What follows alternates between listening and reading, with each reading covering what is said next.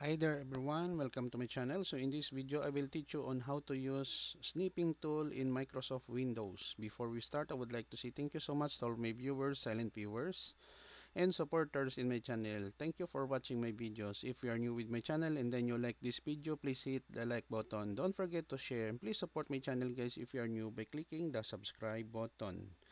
You may click the notification bell so that you will be notified with my newly uploaded video. So let's begin.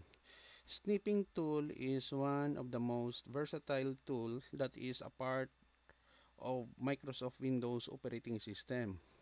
It is used primarily to capture a picture or a portion of a picture that you want to capture in your desktop or in your Windows operating system. To open the snipping tool, we go to start in the start button. I'm using Windows 7 32-bit. And then select snipping tool. Okay, once we have selected, click new.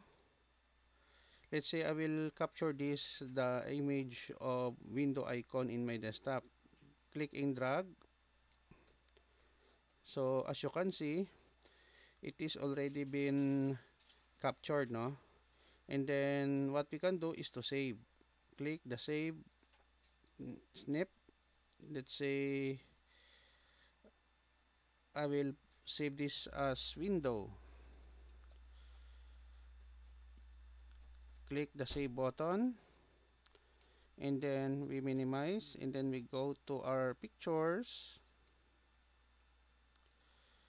and then here we go. We have already the picture, no, of the window that we crop, no, using snipping tool in Microsoft Windows 7 operating system. That's it guys, no. That is the easiest way, no, to use snipping tool in Microsoft Windows operating system.